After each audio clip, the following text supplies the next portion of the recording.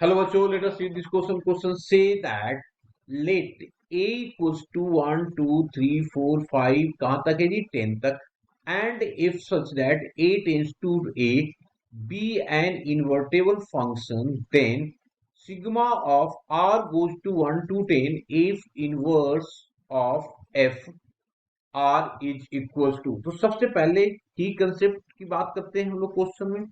Question करने के पहले हम लोग की कंसेप्ट की डिस्कशन करते हैं। तो की कंसेप्ट क्या होगा, यहाँ पे इन्वर्टेबल फंक्शन गिवन है ना।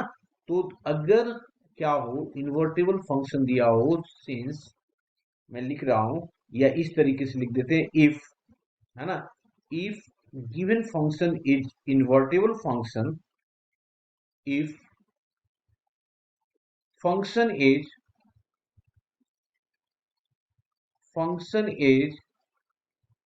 invertible, invertible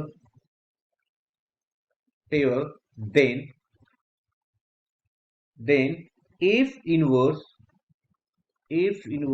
o of f of x जो होता है वो x के इक्वल होता है। Clear.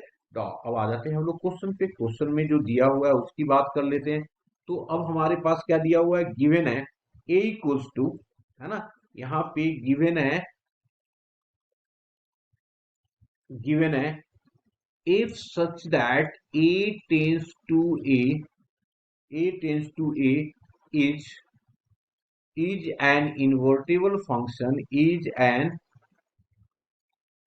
invertible function, invertible function where a is equals to a is equals to 1 2 3 dot dot dot 10, ये हमारा दिया हुआ है। अब यहाँ पे ऑल्सो गिवन है तो उससे लिख देते हैं since f is invertible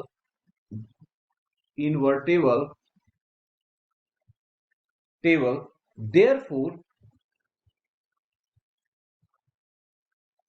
therefore if inverse of f of x is equals to x, इसको हम लोग मान लेते हैं फर्स्ट। ओके, आफ्टर दैट अब हम लोग क्या कर दे, हमारे पास हम लोग की वैल्यू चाहिए किसकी, sigma of R goes to 1 to 10, और ये दिया हुआ है इफ इनवर्स ऑफ आर। इसको ओपन करेंगे, क्या लिखेंगे, f inverse of f of 1 पहला हो जाएगा, दूसरा होगा f inverse o of f of 2। इस तरीके से लास्ट वाला जो होगा f inverse of f of 10।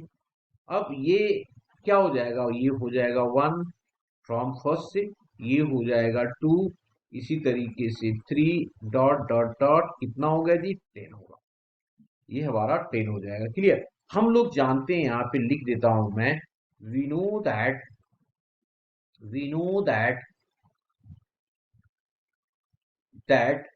1 plus 2 plus 3 plus dot dot dot n, ये वैल्यू होता है n into n plus 1 divided by 2। तो यहाँ पे n कितना है 10 है, तो इसको क्या लिखोगे 10 इंटू 10 प्लस 1 डिवाइडेड बाई 2। तो ये कैंसिल आउट हो जाएगा 5 से, तो ये कितना आ गया 5 into 11, that is equals to 55 is the answer. Hope you understood it well. Best of luck.